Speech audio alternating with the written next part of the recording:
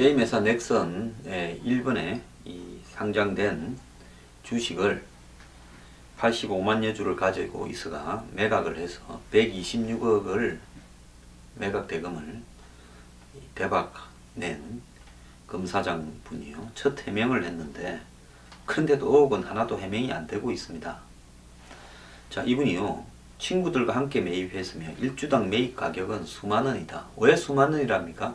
수만 원은 2만 원부터 시작해서 뭐 한 9만 원까지 다 될 수 있지 않습니까? 이분은 구체적인 매입 비용이나 가격에 대해서 함구해 왔고요.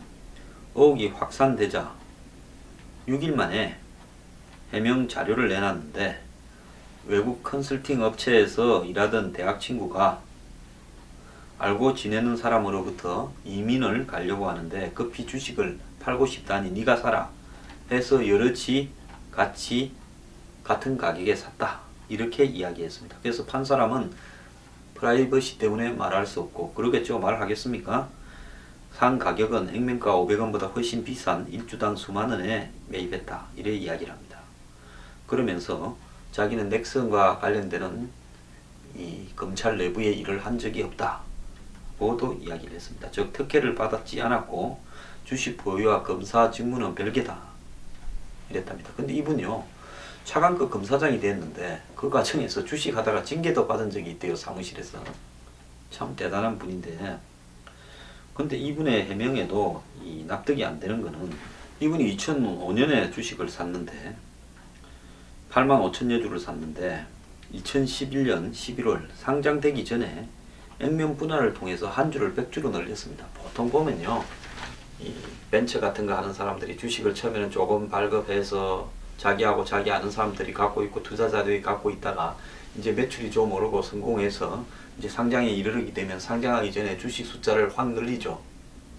그러면 한 주가 100주가 되는 겁니다. 제가 왜 이런 내용을 잘 아는가 하면 안철수 주식을 할 때와 이 내용을 보면 거의 비슷합니다. 안철수 주식 조사 좀 했잖아요. 그래서 이런 우리항 주식 당시에 이 주식을 살 때 당시에 500 수십억 원의 이 순이익을 올릴 정도면 그때도 잘 나가던 회사였습니다. 자, 그런 회사의 주식은요. 상장되기 전에는 장외 주식이라고 하지 않습니까? 그러면 장외 주식은 살래야 살 수가 없습니다. 이미 잘 나가서 가지고 순이익만 뭐 500 몇십억 이러는 회사의 주식을 누가 팔겠습니까? 상장하기 전에 100% 액면 분할할 건데요. 그래서 한 개를 100개로 만드는데 10주만 갖고 있다면 1000주가 되고 100주 갖고 있다면 만주가 되지 않습니까? 그러면 대박을 치는데 누가 그 주식을 팔겠습니까? 그래서 이런 주식을 사실상 살 수 있는 방식이 없는데 이민 간다고 누가 판다 해서 샀다라는데 친구로 보이는 PC, KC, LC도 이분하고 똑같이 소유를 하고 있대요. 85만 3,700 주식이요. 그러면서 이 검사장이 회사에 투자도 관여하지 않았고 회사에 임원도 아니고 설립에 관계하지도 않았는데 주요 주주 50명 중에서 26위에 해당된답니다. 그러니까 이거는 초창기에 즉 이 회사와 관련되는 뭔가가 있어서 특별하게 이 회사의 장외 거래 주식을 이제 상장하기 전에 액면 분할도 하기 전에 네가 좀 이렇게 가져라 하고 어떤 혜택이 부여된 게 아닌가 하는 의심을 지울 수가 없죠. 그리고 지금 검사장은 일반인으로부터 샀다 했지만은 과연 넥슨 김정주 창업주와 아무런 연관이 없겠느냐 하는 부분에 대해서 다들 의문을 품고 있습니다.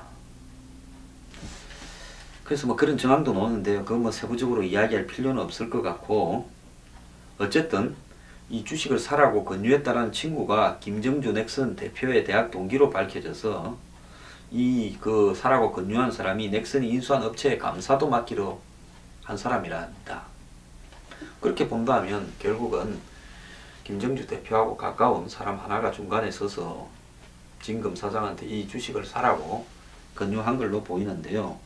1주당 매입 가격이 수만 원이라고 이렇게 명확하게 떨어지는 말을 안 하는 것은 자, 거기에 대해서 만원이라고 하게 되면 8천만원, 한 주당 10만원이라고 되면 8억 5천만원을 들어가는 거 아닙니까? 그렇기 때문에 그 돈이 그러면 당시에 어디서 나왔냐? 이 출처를 갖다가 대기가 어려울 거라고 봅니다.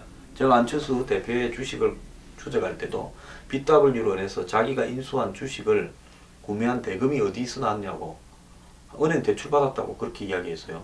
그럼 은행 대출 근거 내라, 이렇게 공방전 벌이다가 결국 그냥 허지부지 돼버렸습니다. 결국 이런 문제도 주식 매입 대금이 8천만 원이면 자기가 조달할 수 있겠죠. 8,500 정도면. 근데 8억 5천이라면 그거야 진짜 금융기관으로 하든 어디서 근거를 대야 될 거 아닙니까? 그러기 때문에 애매하게 수만 원이라고 이야기하고 있는 게 아닌가 이래 비춰지죠. 자, 2005년에 영업이익이 522억에 달할 초우량 회사에서 누가 그 장외에 물건을 내다 팔겠습니까? 한 3, 4년만 기다리면 상장돼서 대박을 때릴 건데, 또 상장하기 전에 100% 액면 분할을 해서 한 주를 수십 주, 수백 주로 만들 건데, 이거는 주식을요 일반 국민들이 모른다고 생각하고 이렇게 이상한 변명을 하는 겁니다.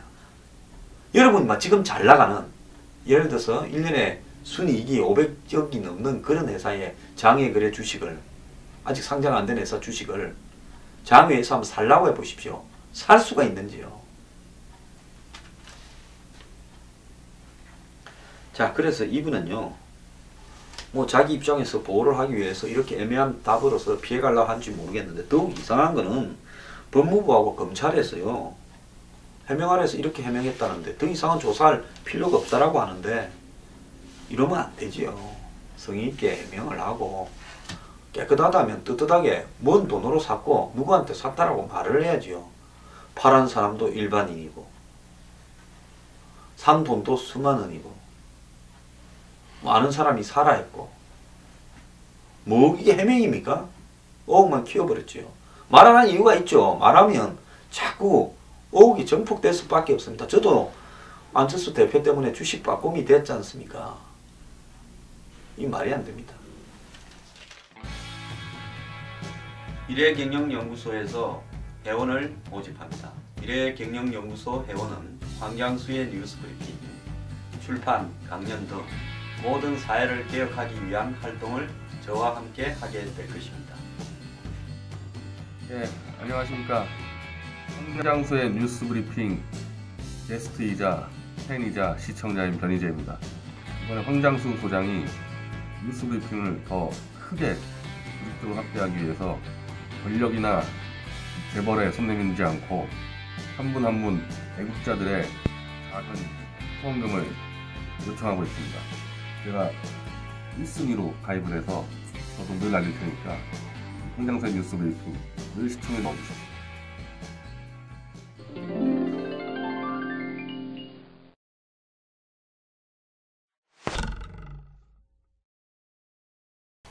요즘 뭐 송중기, 송혜교 노는 태양의 후예라는 드라마 때문에 뭐 난리인데요.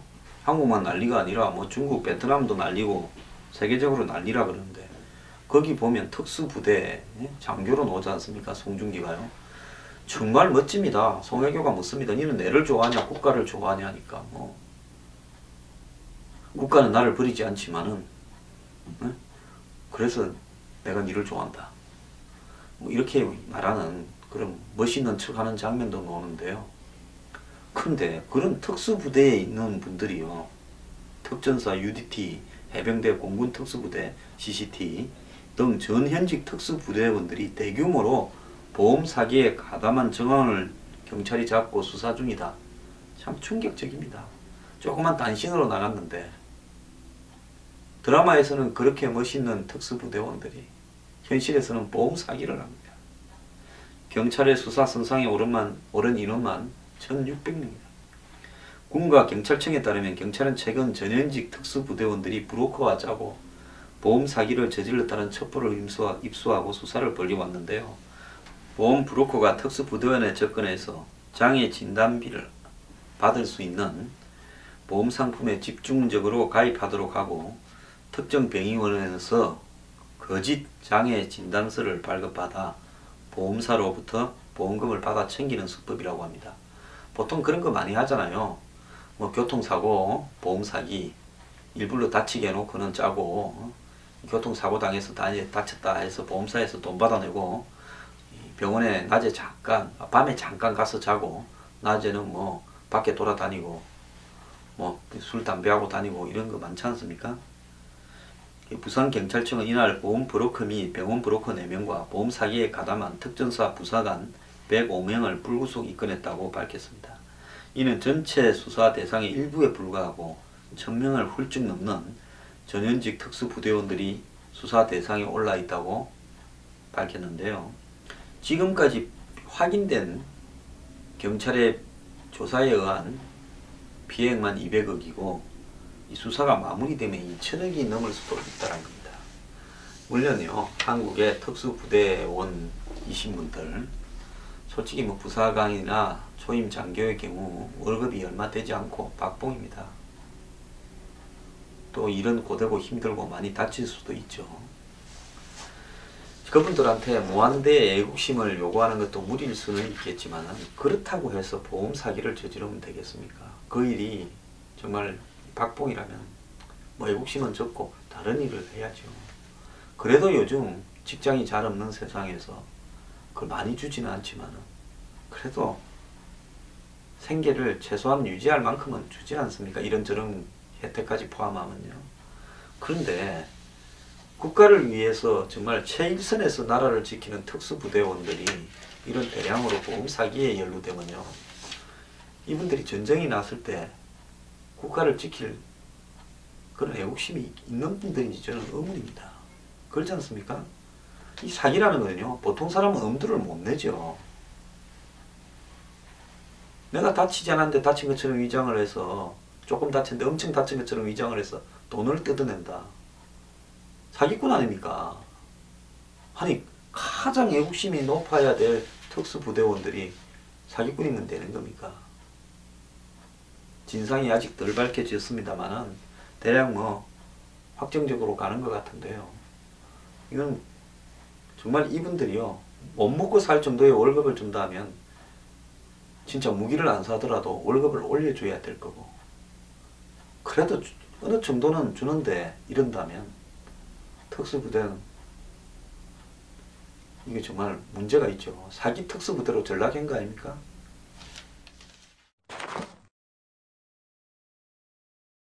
요즘 지방에 있는 학교들 보면요, 개학을 해가 이제 신입생들이 한참 들어오고 뭐 신입생 환영회 하고 뭐 그러다가 술 먹다가 사고 나고 뭐 군기잡이 하다가 사고 나고, 전북의 어느 대학에서는 뭐 신입생들 환영회를 벌써 사범대학인데 끌어앉혀 가지고 바닥에 위에서 막걸리를 붓고 뭐 교수도 거기 가담했다 어쩌다 그러고, 또 심지어 뭐 투신도 벌어지고 참 사고가 곳곳에서 나는데요.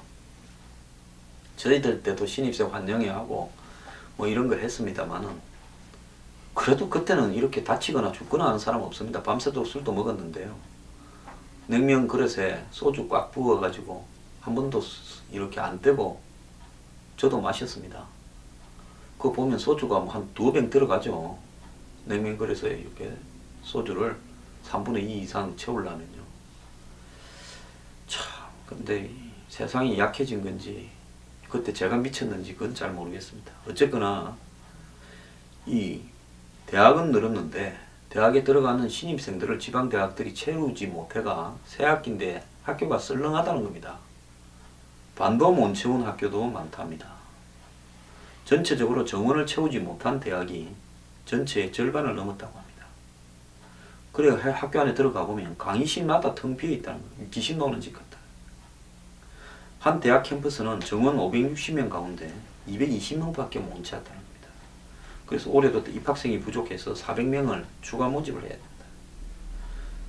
그래서 해당 학교 학생은 편입을 많이 하는데 처음 왔을 때는 시설이 미흡해서 냉난방도 안 됐다, 이런 이야기도 합니다. 지난해 4년제 대학 250곳 가운데 정원 90%를 채우지 못한 대학이 44곳으로 5곳 가운데 한 곳이었습니다. 또 8곳은 정원의 절반도 못 채웠습니다. 올해도 정시 모집이 끝난 지난달 기준으로 전체의 절반이 넘는 149개 대학이 추가 모집을 했고 이 가운데 11개 대학은 150명이 넘게 미달이 됐다고 합니다. 이거는 전체적으로 학령 인구는 줄고 있는데 대학은 많이 생겼고 또 수도권 대학으로 진학이 집중되면서 지방 대학이 주로 많이 겪고 있는 사태인데요. 이제 7년 뒤에는 고등학교 졸업생이 모두 대학에 진학을 해도 100% 대학에 가도 입학 정원보다 16만 명 정도가 부족하다고 합니다. 그래서 이 지방에 있는 대학은 거의 고사 지경에 몰리기 때문에 대학 정원을 좀 줄여야 된다. 이것이 핵심인데요. 대학교 또 이사장들, 사립대학교 이사장들이 또 한가닥 하는 사람들입니다. 이러다 보니까 아마 국회의원 가운데도 사립대학교 이사장 출신이거나 비스무리한 사람들이 상당히 많을 겁니다. 제가 봐도 뭐 몇 명 보이는데 대학 구조개혁법이 2년째 국회에 계류 중이라고 그럽니다. 참 기가 찬데요.